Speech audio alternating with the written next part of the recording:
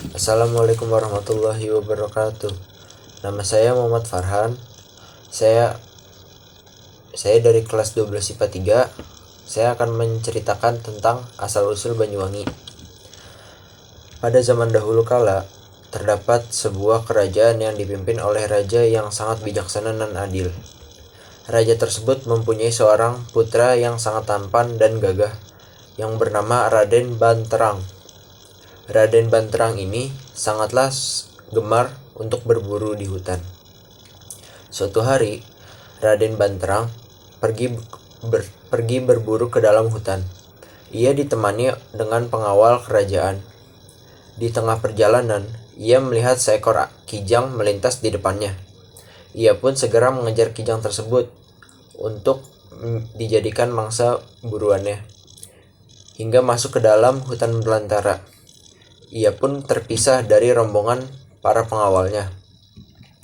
Raden Banterang terus mengejar kijang tersebut. Ia semakin jauh masuk ke dalam hutan. Ia pun tiba di sebuah sungai yang sangat jernih. Karena kelelahan, ia pun mendekati sungai tersebut dan meminum air jernih itu. Di saat ia meminum air, tiba-tiba ia sangat terkejut akan kedatangan oleh seorang gadis yang sangat cantik. Raden Banterang kebingungan karena ia takut gadis cantik tersebut adalah penunggu hutan ini. Namun ia memberanikan diri untuk berbicara kepada gadis tersebut. "Siapa kamu? Dari mana asalmu?" tanya Raden Banterang. "Namaku Surti. Aku berasal dari kerajaan Kelungkung," jawab gadis itu. "Apa yang sedang kamu lakukan di dalam hutan seorang diri?" tanya Raden Banterang. Saya berada di hutan ini karena menyelamatkan diri dari kerajaan musuh. Ayah saya mati dalam pertempuran," kata Surti menjelaskan. Mendengar cerita Surti, Raden Banterang sangat terkejut karena merasa kasihan. Raden Banterang membawanya ke istana. Surti pun ikut ke istana bersama Raden Banterang. Karena kecantikan Surti, Raden Banterang pun jatuh cinta dan ingin meminangnya. Akhirnya, mereka memutuskan untuk menikah. Mereka pun hidup dengan bahagia. Namun, suatu hari, Putri Surti berjalan-jalan sendirian keluar istana. Tiba-tiba ia mendengar seseorang memanggil namanya. Ia pun mencari sumber suara tersebut.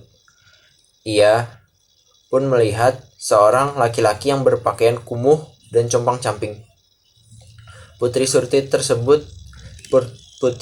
sangat terkejut akan ternyata laki-laki yang di depannya adalah kakak kandungnya sendiri yang bernama Rupaksa. Maksud dari kedatangan kakaknya tersebut adalah untuk mengajak Putri Surti balas dendam karena Raden Banterang yang telah membunuh ayahnya sendiri. Putri Surti sangat terkejut mendengar cerita dari kakaknya tersebut. Ia pun menceritakan bahwa dirinya sudah menjadi istri dari Raden Banterang. Ia pun menolak untuk balas dendam dan memohon agar tidak mencelakai suaminya, yaitu Raden Banterang. Mendengar cerita adiknya tersebut, Rupaksa sangat marah. Namun ia tidak memaksa dan memberikan sebuah ikat kepala kepada Surti. Rupaksa pun menyuruhnya untuk disimpan di bawah tempat tidurnya. Pertemuan Surti dengan kakaknya tidak diketahui oleh Raden Banterang karena Raden Banterang sedang berburu ke hutan. Namun, suatu hari, saat Raden Banterang berada di dalam hutan, ia dikejutkan oleh kedatangan seorang laki-laki yang berpakaian compang-camping menghampirinya.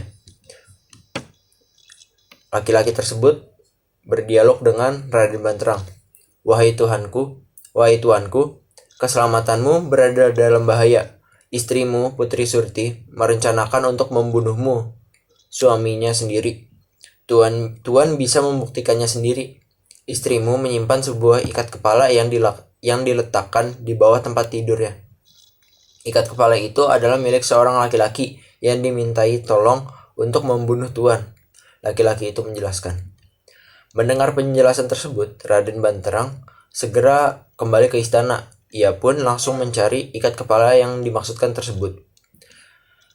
Raden Banterang pun terkejut karena ia menemukan ikat kepala tersebut di bawah tempat tidur istrinya. Raden Banterang takut akan keselamatan dirinya terancam. Ia pun mencurigai istrinya. Maka ia berniat untuk mencelakai istrinya. Putri Surti pun menjelaskan asal ikat kepala tersebut. Raden Banterang yang berniat untuk menenggelamkan istrinya di sebuah sungai. Setibanya di sungai, Raden Banterang menceritakan pertemuannya dengan seorang laki-laki yang tidak dikenalnya.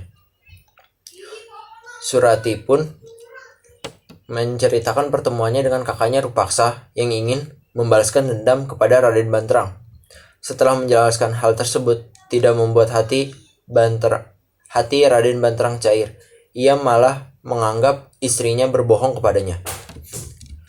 Istrinya pun berkata, "Suamiku, jika nanti setelah kematianku dan air ini menjadi jernih dan berbau harum, berarti aku tidak bersalah dan tidak mempunyai niat untuk mencelakaimu.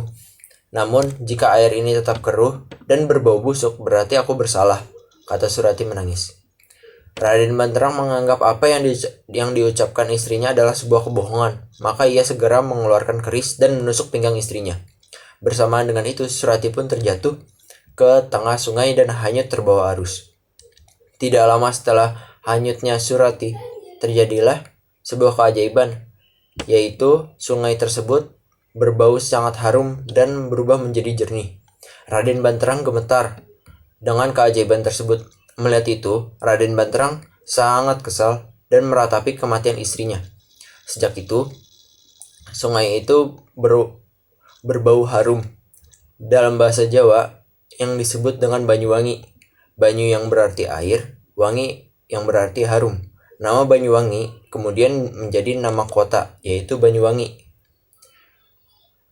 Sekian cerita dongeng dari saya, kurang lebihnya mohon maaf. Wassalamualaikum warahmatullahi wabarakatuh.